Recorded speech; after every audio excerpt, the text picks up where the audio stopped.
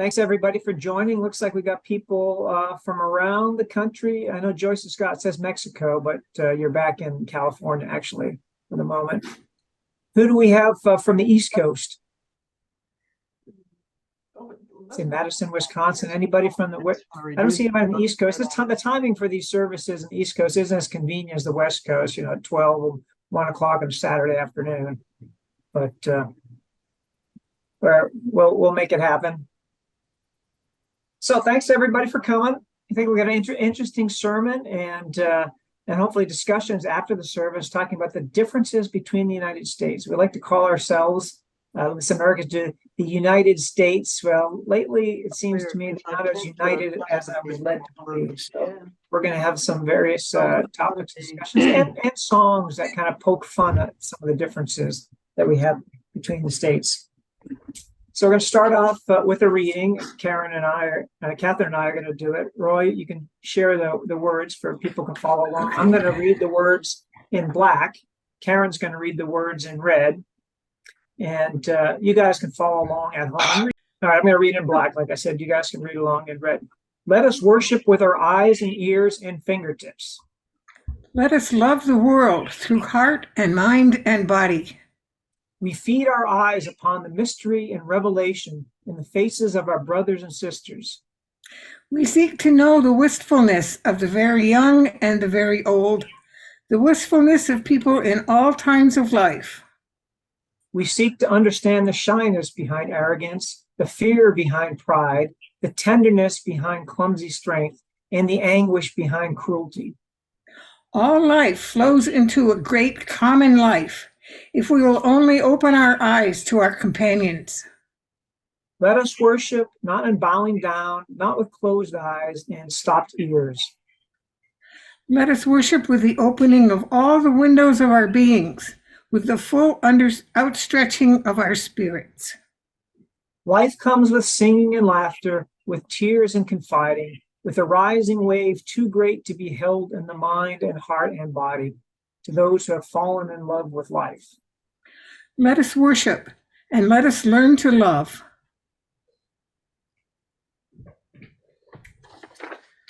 Okay, well, now we're going to have some music played by Bob Meyerson. He's pre-recorded it, but he's going to introduce the song that he's going to be playing for us today. So, Roy, could you have spotlight Bob Meyerson? There we go. There you go. The song I'm going to sing now was written by Woody Guthrie. His intent was to counter the rather syrupy America the Beautiful song, which was written, and Woody Guthrie, being somewhat to the left of most of America, decided to add to make a different song out of it. Some of the verses I'm not going to sing, but I find it kind of ironic that I was not allowed to sing this song at our church here in Hayward. Somebody started to scream, "It's not talking about Native Americans. It's not talking about," well, it was talking about you and me. This land was made for you and me. And I thought that encompassed everyone. But apparently the powers that be here in Hayward decided, oh no, that's a subversive song. And I think it's kind of ironic that Woody Guthrie, after all these years, all his life being called a communist and a left-winger and everything else, suddenly becomes this right-wing icon who's trying to divide all the people in America. Nothing could be further from the truth. Anyway, Pete Seeger once said this was the greatest song ever written. Be that as it may, whether we agree with that or not, this is not the greatest performance of that song ever done, but we'll let it go.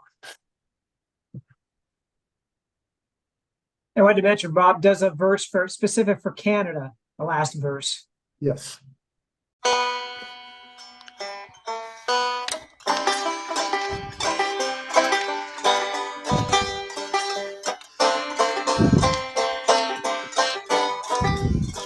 This land is your land, this land is my land, from California to the New York Island, from the redwood forest to the Gulf Stream water. This land was made for you and me. As I went walking that ribbon of highway, I saw above me that endless skyway. I saw below me that golden valley. This land was made for you and me. This land is your land. This land is my land. From California to the New York Island, from the redwood forest to the Gulf Stream water. This land is made for you and me. I roamed and I rambled and I followed my footsteps to the sparkling sands of her diamond desert, while all around me a voice was sounding. This land was made for you and me. This land is your land. This land is my land. From California to the New York Island, from the redwood forest to the Gulf Stream water. This land was made for you and me. And here's another verse for our Canadian friends. The sun came shining and I was strolling, and the wheat fields waving and the dust clouds rolling. As the fog was lifting, a voice was chanting. This land was made for you and me. This land is your land. This land is my land. From Nova Scotia to Napoleon Island, from the Arctic Circle to the Great Lakes border. This land was made for you and me. This land was made for you and me.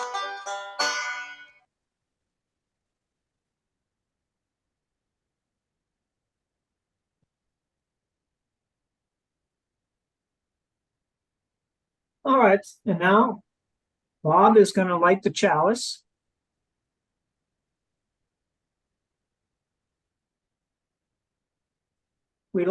Bob, can you hold it up so we can see the fire? We can't quite see the flame. There we go. Okay. There's the flame. We light this chalice in the spirit of domestic and international peace and tranquility.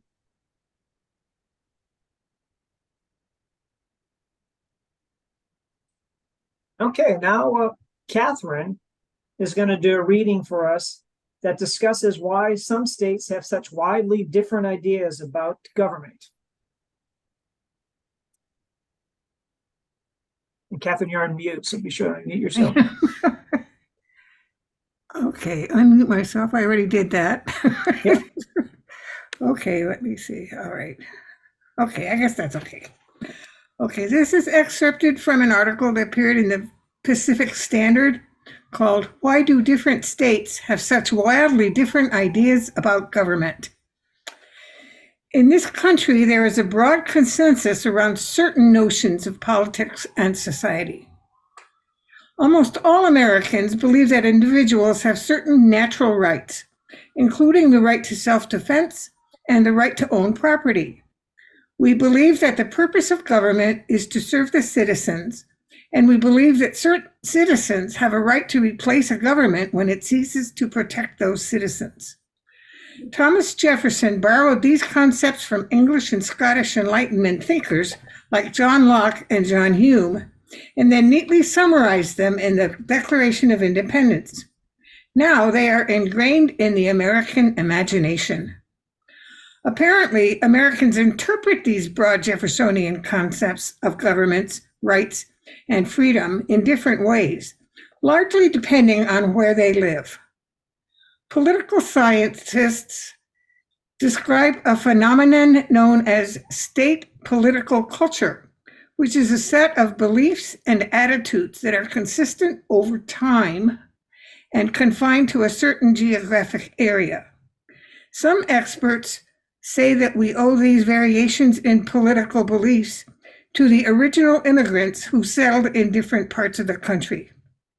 The graphic you're seeing on your screen now shows Daniel Elitzar's view of the various states with moralistic, individualistic, and traditionalistic cultures. Puritans and later Scandinavians settled in the north and migrated across the country. They were motivated by the belief that politics was a means for improving the community.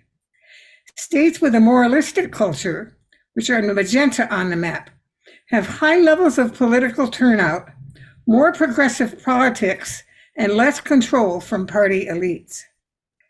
The Irish and Jews who came to the U.S. looking for improved conditions for themselves and their families settled the individualistic states, which are green on the map. Politics was seen as a route to improve one's position. States with this culture tend to have higher levels of corruption, more control by party elites, and lower levels of turnout. The traditionalistic states, which are yellow on the map, were shaped more by the plantation lifestyle, as opposed to a particular immigrant group. Their culture is based on preserving hierarchy and status quo. They also have high levels of party control.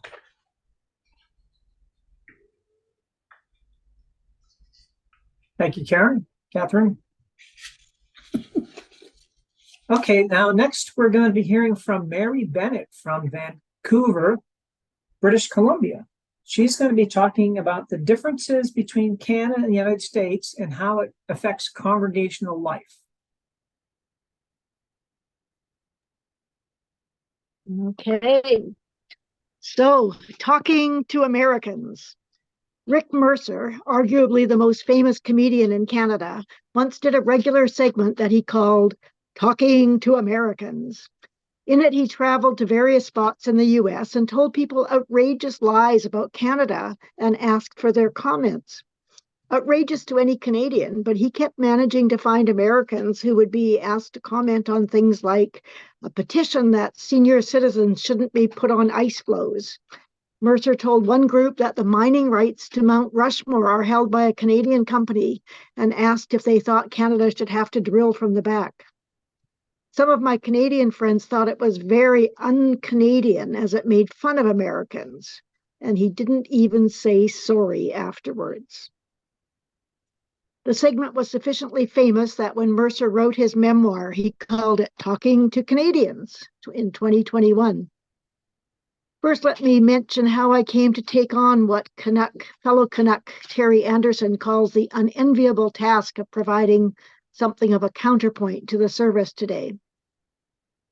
We all should know that in Unitarian UU circles, it's a good idea to give your feedback after a sermon. Otherwise, you may be invited to participate in the sermon. So as the sole Canadian on the NAUA's worship committee, when I saw the topic for the sermon being these United States, I felt it wasn't very inclusive of those of us north of the border. And just like that, I was invited to say a few words about the Canadian part of North America. CanCon, Canadian content, we call it. Here's what our Prime Minister Justin Trudeau's father, Pierre Elliott Trudeau, said about living near the US. Living next to you is in some ways like sleeping with an elephant. No matter how friendly and even-tempered is the beast, if I can call it that, one is affected by every twitch and grunt. So what does this mean in Unitarian circles? I sensed over the past 3 years the elephant, in this case the UUA and the UU Ministers Association, were twitching and grunting, if I can call it that, to use Trudeau's language. And key was the discussion, if I can call it that, about adopting an eighth principle, and in my humble opinion, the un-Canadian process that led to its adoption in Canada in November of 2021. Some of our congregations are still dealing or not dealing with the fallout from what most on both sides now feel was not a good process, whatever they felt about the final decision. I stepped back from engaging in this because I saw it as a no-win situation. People on the pro-eighth principle side would often assume I was with the program, The false syllogism went like this: I like Mary, I like the eighth principle. Therefore, Mary likes the eighth principle. And so I got tired of correcting them. I'm going to talk about two oft repeated, in Canada at least, differences between the US and Canada. First, while US has life, liberty, and the pursuit of happiness, we in Canada are content with peace, order, and good government. Think about the trickle-down effect of that for any group of self-governing people. In his 2008 book, A Fair Country, Telling Truths About Canada, John Ralston Saul actually points out that the phrase was originally peace, welfare, and good government, demonstrating that the well-being of its citizenry was paramount. Secondly, I want to look at the Canadian approach to immigration as a mosaic versus the American melting pot, specifically in relation to the recent UUA curriculum, Creating Theology Together, and its predecessor, BYOT, Building Your Own Theology. Like many of you, perhaps, taking a Building Your Own Theology course was an important step in my deciding to join up as a Unitarian. On reflection, I realized it's a mosaic approach to development of a personal theology. When I read carefully the description of the new curriculum, Creating Theology Together, it seems more like a melting pot approach. Anyone over 12 is welcome to come and create our shared theology for our covenanted congregations together. I shared the description I found on the web and asked for comments of how it would need to be tweaked for the Canadian context. One person replied in some depth. This is pretty much the opposite of what I signed up for when I became a Unitarian. I took the course many years ago and loved that I was encouraged to think for myself. I never talk about being in covenant with anyone, and that language turns me off a bit. There's so much that would need to be tweaked for me. I prefer to be a Unitarian, not a UU. It sounds like groupthink, rather cultish. I prefer to choose my own social justice goals. I prefer to interpret our values and principles differently from others. UU theology? I didn't think we had one. That's what I like about it. Nor am I interested in doing such work with 12-year-olds. Just not my thing at all. I actually went to church to get away from my kids and have time to think. In short, if I had wanted a creedal church, I'd likely have remained an Anglican, that's Episcopalian in US, and just ignored some of the words. I'd attend a great big cathedral with incredible acoustics and music. I miss the sensory nature of that sort of church. I even miss the kneeling bars. I never prayed to a personal God, but I did like the sense of humility that kneeling and expressing gratitude engendered in me. In closing, I want to mention another segment of Rick Mercer's Talking to Americans section was that he would share fake news and ask Americans to offer their congratulations. For instance, congratulations, Canada, for making beaver balls your national dish. Or congratulations, Canada, on preserving your national igloo. They would then hold up a banner saying, congratulations, Canada, while they gamely in unison said, congratulations, Canada, on whatever it was. So I'm hoping you'll play along with me today. So tongue firmly in cheek, here goes. So many people have spent so much time and energy into, first of all, adopting the eighth principle, and now on how to recover. We've come up with a method that will give everyone a chance to have their own principle enshrined in our list of principles. Starting with the May 2024 annual meeting, anyone over 12 in Canada can submit a proposed principle with a maximum of 140 characters, the exact length of the current eighth principle, and coincidentally a tweet. One principle will be selected every year. The details are being worked out by a task force of youth and young adults, even as we speak. So I invite you to say with me, congratulations, Canada, on giving every person a voice and a vote. Thank you, everyone. I have more to say on all that, but not today. Thanks, Mary. I'll take it tongue in cheek. Well, our next song, I wanted to give a little background of it. It's called Texas Will. So it pokes fun the politics in Texas. And I want to talk about how I heard about this song. I was just sitting at a local winery, believe it or not, sipping wine. And we had a band playing in the background, as often happens at these wineries on nice summer afternoons. And this song came on, and I started listening to the lyrics. And I'm like, wow, this is pretty profound.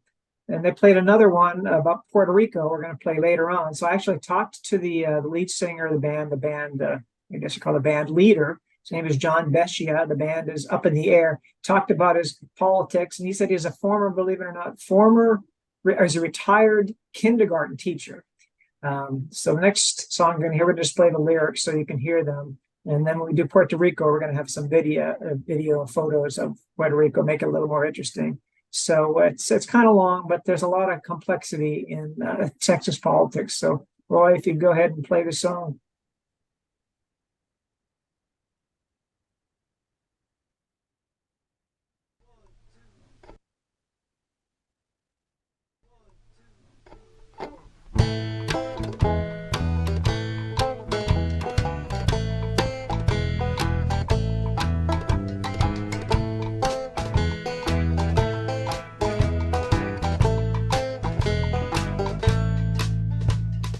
If you don't like abortion, Texas will take care of that. Don't trust women choosing their own fortune, Texas will take care of that. Want providers all put into prison, Texas is where it's at. Texas will take care of anything they're scared of, Texas will take care of that. And if you don't like immigration, Texas will take care of that. Wanna build a wall around the nation, Texas will take care of that.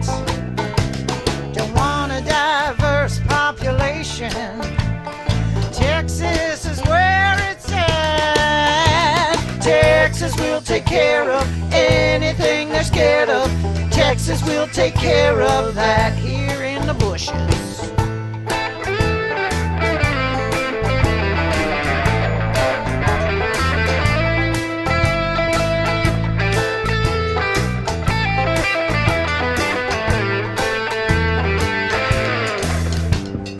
Don't like racial integration, Texas will take care of that. You'd rather have social segregation, Texas will take care of that.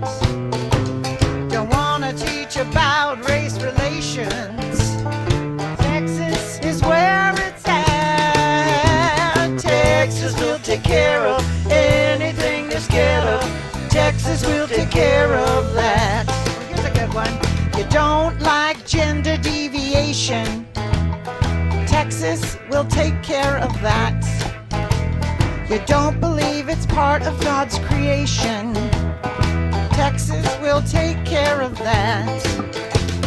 Don't like any gay celebrations, Texas is where it's at.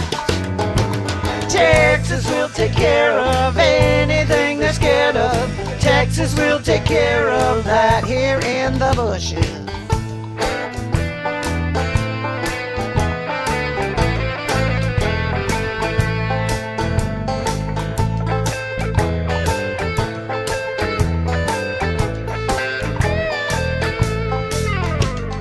Don't like public education, Texas will take care of that.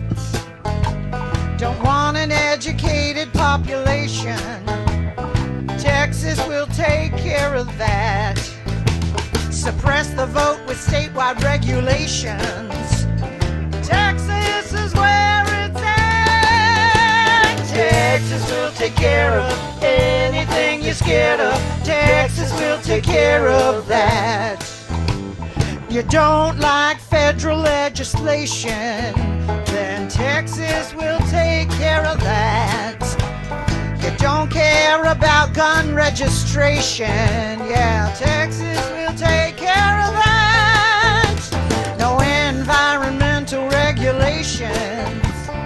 Texas is where it's at. Texas will take care of anything that's scared of. Texas will take care of that.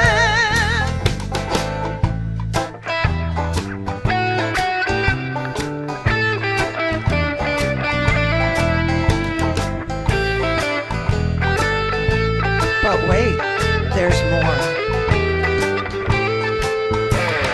Don't believe in teaching evolution.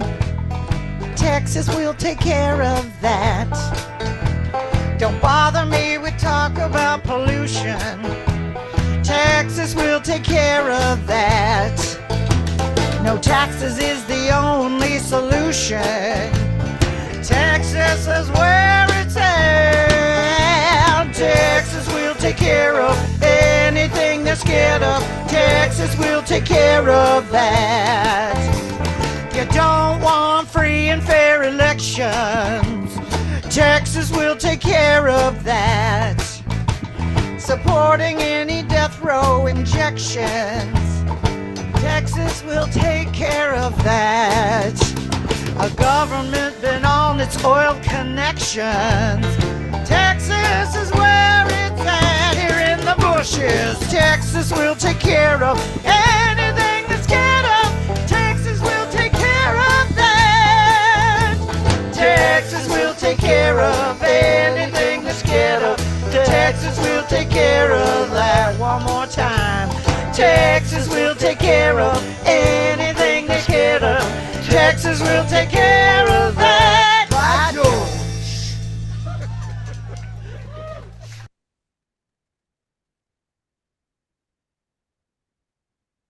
All right.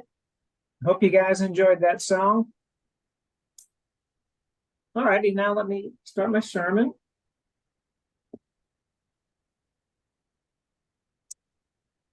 As a child growing up in Massachusetts in the 1970s, I was led to believe that the United States was exactly what it sounded like, a country made up of 50 states, all united for the common good.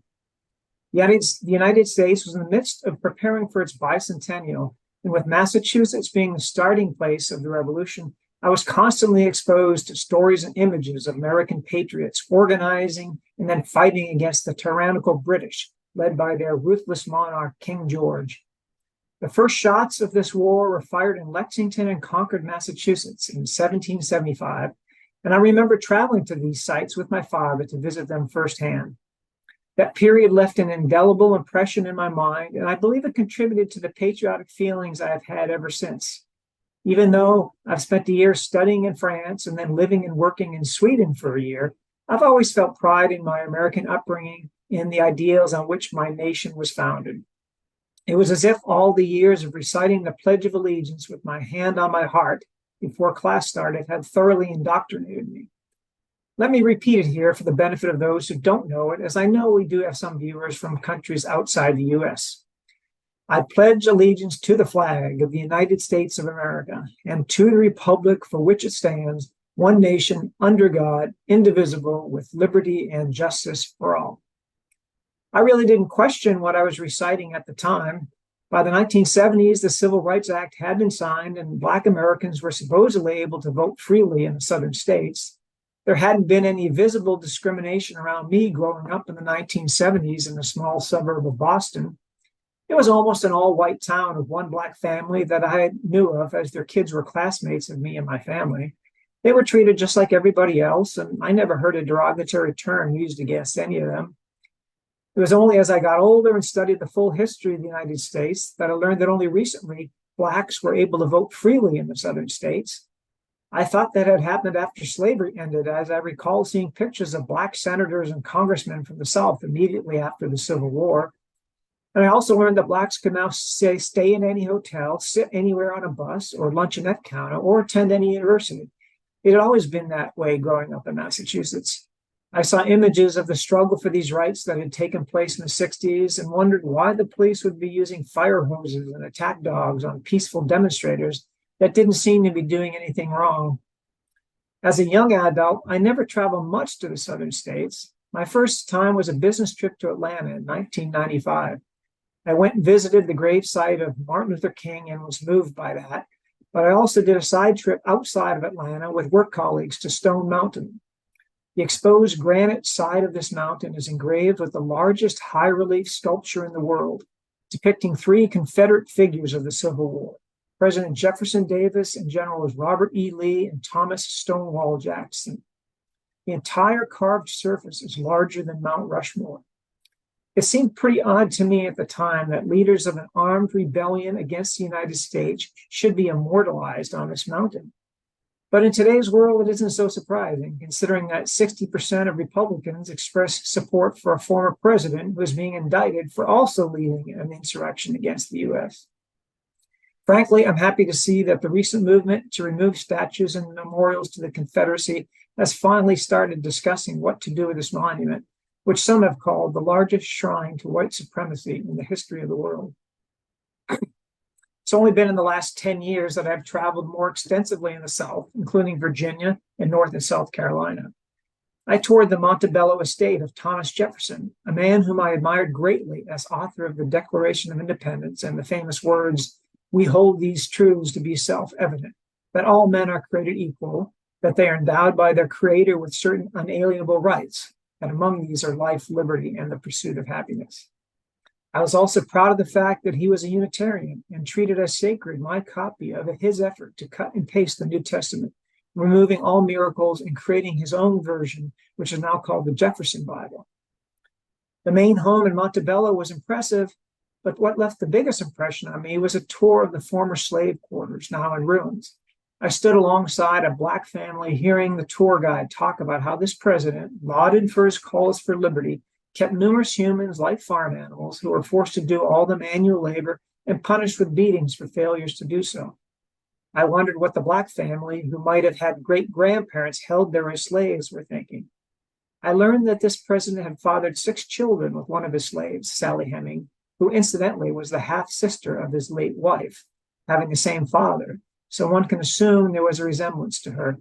Supposedly, Jefferson had promised his late wife he would never remarry, and evidently he found a suitable substitute. Later, I traveled to North Carolina and visited their history museum in Raleigh, where I saw an exhibit of 2 water fountains, one larger than the other with a sign marked white and a smaller one marked colored. There was an anecdote on the museum placard about a young Black boy who had tried water from both fountains and said it tasted the same. I suppose there was some concern that the water for the colored was of lesser quality, maybe even harmful, but in reality, it had the same plumbing. Sad to think that within the lifetime of most of us, this extreme level of segregation existed. There were attempts by Americans in other states to discourage such mistreatment of dark-skinned Americans. After losing my admiration for Thomas Jefferson, my new favorite president became Teddy Roosevelt. I read with pride that he had a meeting in the White House in 1901 with Booker T. Washington, who was born a slave and went on to found what became the Tuskegee Institute in Alabama. After their meeting, he politely invited him to stay for dinner with his family. The response from the Southern press and politicians was immediate, sustained, and vicious. Governor of Georgia, Allen Candler, commented, "No self-respecting man can ally himself with the president after what has occurred." Governor of South Carolina, Miles McSweeney, stated, "No white man who has eaten with a Negro can be respected. It's simply a question of whether those who are invited to dine are fit to marry the sisters and daughters of their hosts." And these were some of the milder comments, as I don't want to repeat those that were more vulgar. The Northern press was more generous, acknowledging Washington's accomplishments and suggesting that the dinner was an attempt by Roosevelt to emphasize he was everybody's president. 15 years later, the first president from a Southern state since the Civil War, Woodrow Wilson, was elected. And to the dismay of many of his Black supporters, he officially authorized the segregation of federal employees. And even though women had won the right to vote in 1920, things had definitely taken a turn for the worse in regards to equal rights for dark-skinned Americans. It wouldn't be until the 1930s that a Black man would dine again in the White House. Besides differences in race relations among the states, there's also been wide discrepancy in religious practices. I recently finished listening to the audiobook of Irving Stone's Men to Match My Mountains, which describes the settlement and exploitation of the Western U.S. from 1840 to 1900. He spent a lot of time discussing the westward migration of the Mormons who had been violently persecuted in NAUA, Illinois. Their founder, Joseph Smith, was murdered by a mob while in police custody, and they were then led by Brigham Young on a long trek to Salt Lake City in Utah Territory.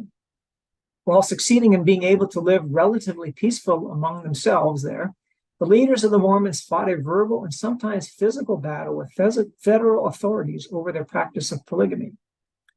The church defended the practice as a matter of religious freedom. Brigham Young himself had 56 wives, while the federal government sought to eradicate it, consistent with prevailing public opinion. In 1862, the United States Congress passed an Anti-Bigamy Act, which prohibited polygamous marriage in the territories. In 1879, the Supreme Court upheld its constitutionality, stating, "Laws are made for the government of actions, and while they cannot interfere with mere religious belief and opinion, they may with practices." In 1890, when it became clear that Utah would not be admitted to the Union while polygamy was still practiced, Church President Wilford Woodruff officially terminated the policy, and Utah was finally admitted as the 45th state in 1896, much later than the states that surrounded it. While not official church policy anymore, polygamy has continued to endure in private to a much smaller extent.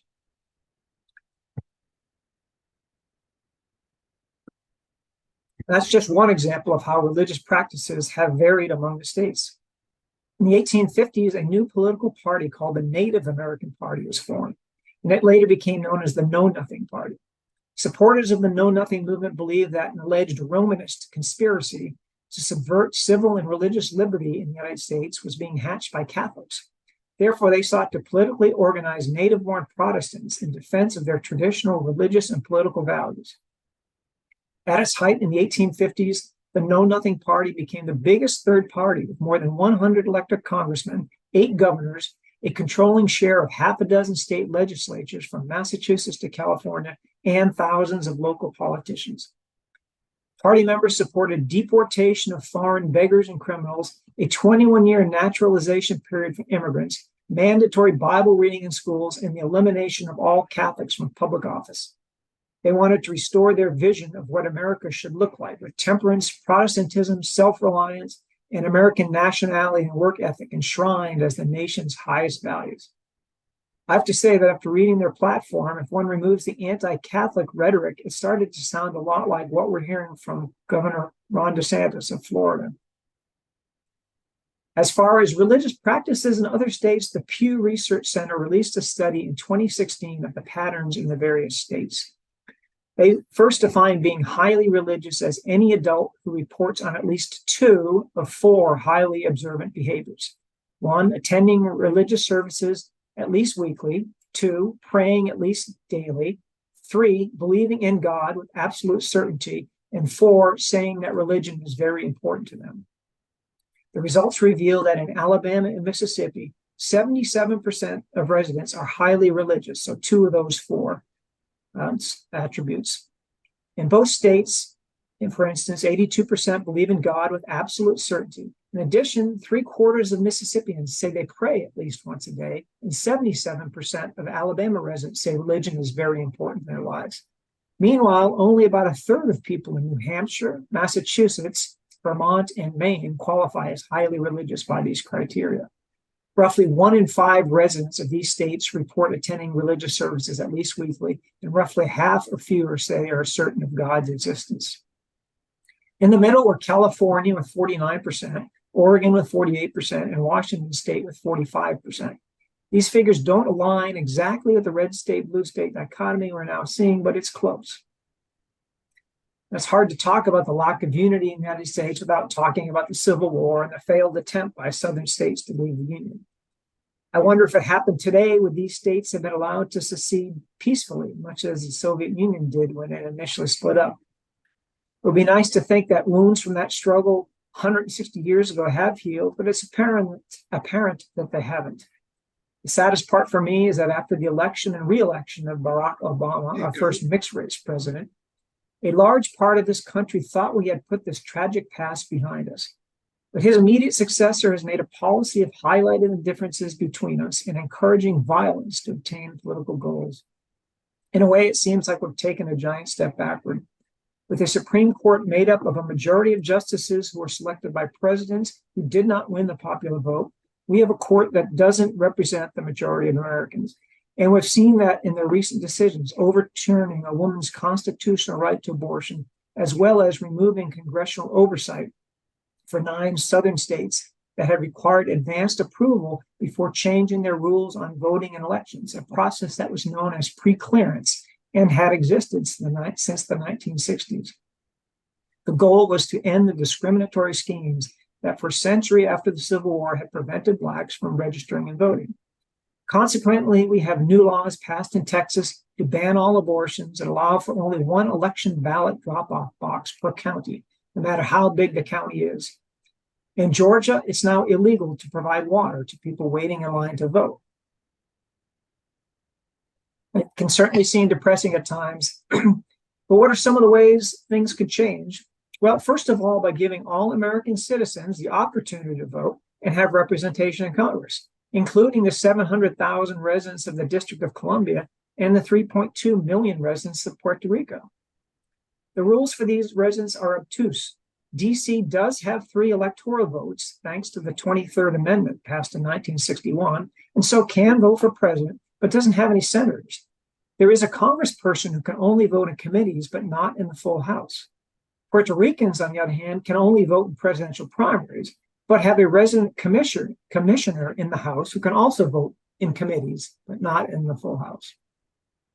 The residents of Puerto Rico have voted for statehood 3 times, in 2012, 2017, and 2020. But Congress must take action to admit Puerto Rico as a 51st state. Under the Constitution, this can happen with a simple majority in Congress. Back when he was Senate Majority Leader, Mitch McConnell was asked by Fox News about the possibility of statehood for Puerto Rico and the District of Columbia, and he replied that this is full-bore socialism on the march in the House. And as long as I am Majority Leader in the Senate, none of that stuff is going anywhere. It's pretty shocking that the idea of giving U.S. citizens the right to vote in presidential elections and having full representation in Congress is a sign of socialism. And I would call that democracy. I trust that I've convinced you, just in case you thought otherwise, that the United States is not and has not ever been truly united. While we can aspire to be so, and progress has certainly been made, we still have a long way to go. Now I'm hoping in our breakout rooms at the end of this service, we'll have the opportunity to hear from people throughout the country, a lot of whom I'm sure have lived through the civil rights era I described. It'll be interesting to hear you talk about the various differences you've seen in the states and provinces you live in and how things have changed for the better or for the worse.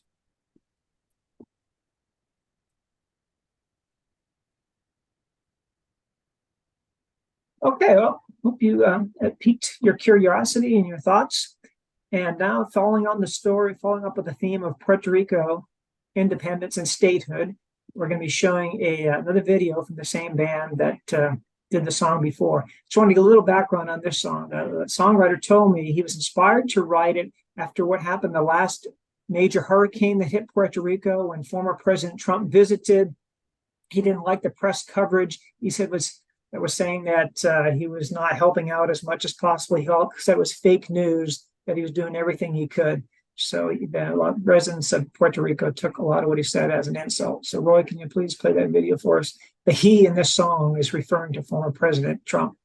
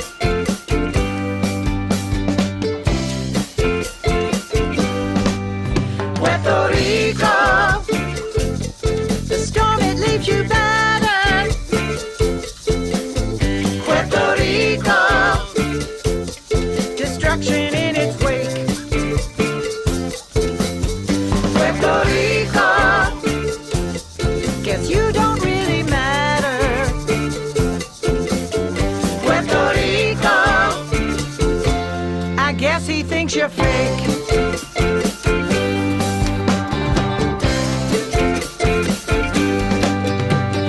Puerto Rico, Puerto Rico, Puerto Rico. I guess he thinks you're fake.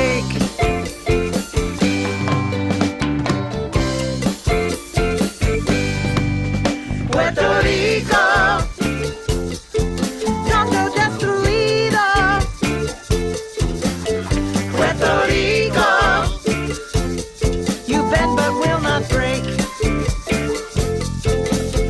Puerto Rico, because you are Latino. Puerto Rico, I guess he thinks you're fake.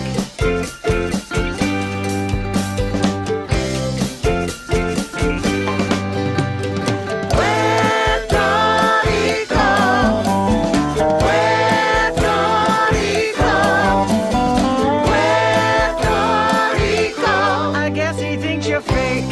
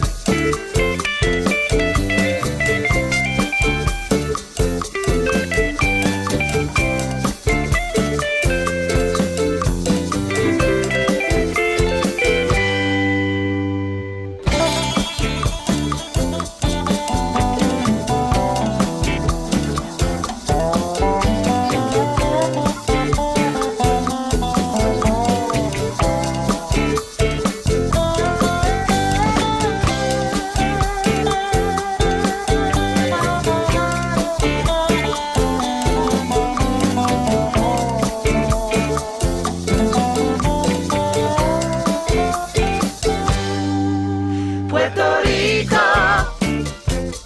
parte de nuestro mundo. Puerto Rico, when will our country wake? Puerto Rico, todos somos uno.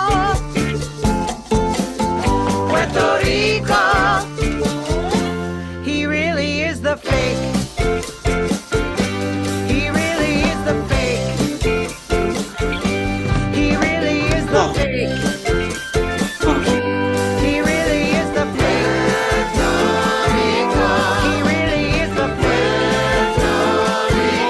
He really is the fake.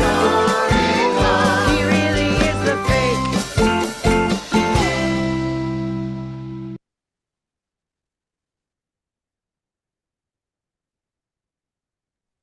I hope you enjoyed that as much as I did. I still enjoy just the song itself. I think is memorable, let alone the lyrics. All right, Roy, can you share the QR code and form for us? This, we're going to give you an opportunity to donate to NAUA. I know there are a lot of charitable organizations and causes out there that deserve your time and money. And we're hoping that you find the NAUA valuable and is one of those causes that you want to support. So you can hold up your phone to this QR code. It'll take you to a page on the website, or you see you can donate via PayPal. We'll have to scroll up a little bit and see the address. Actually, if you wanted to mail a paper check the old-fashioned way, those are still accepted. No additional charge. And we're going to record this service, so you can see this later on the recording, or just go right to the website, naunitarians.org/donate. All right, Roy, I think that's long enough. I think we can, I'll do the closing words right now.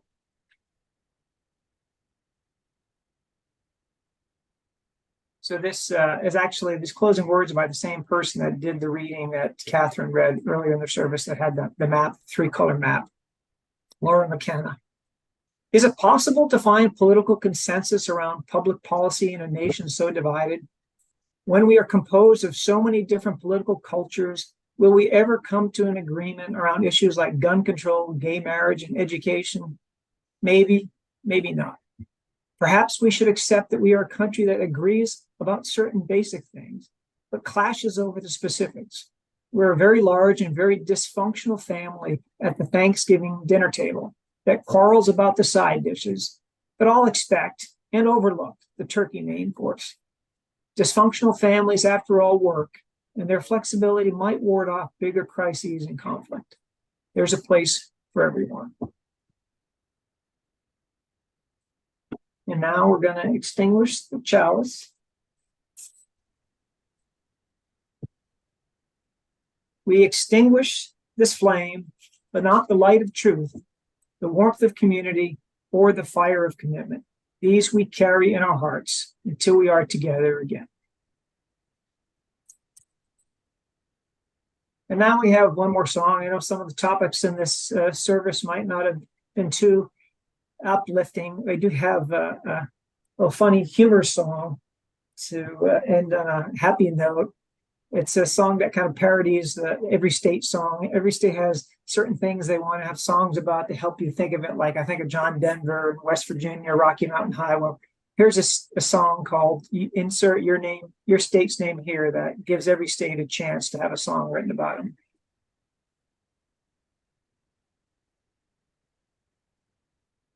Well, though we play all around the country, we have only ever written songs about Wisconsin, really, and though we would like to write songs about Ohio and places like yours that we play in. But instead of doing that, we decided, though, we can just cut to the chase and do one generic state song. And this is it. It's called Your State's Name Here.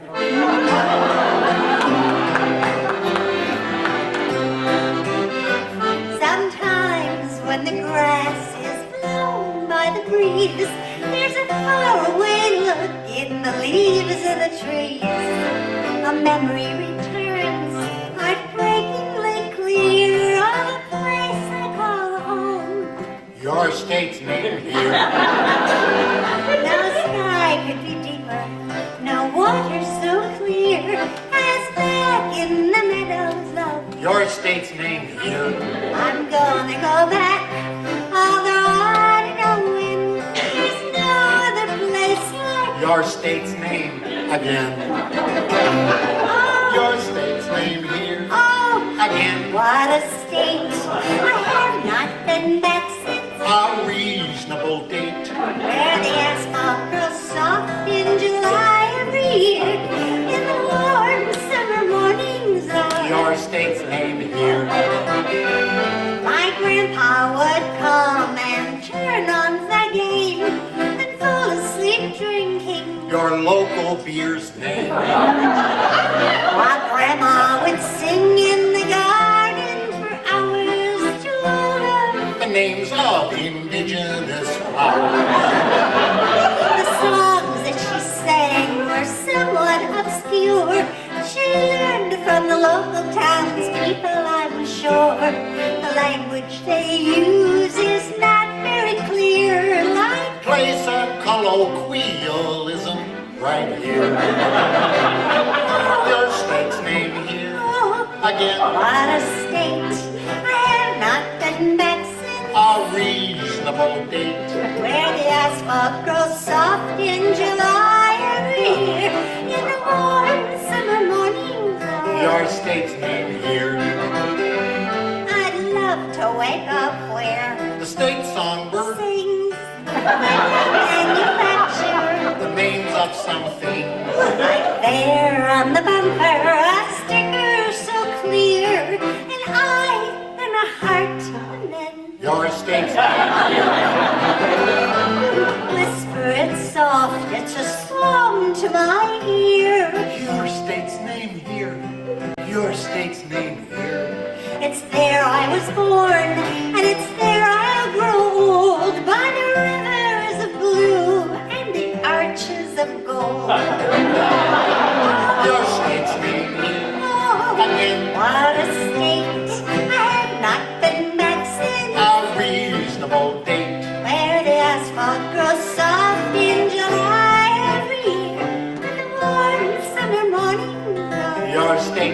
here. In warm summer mornings of Your state's name here.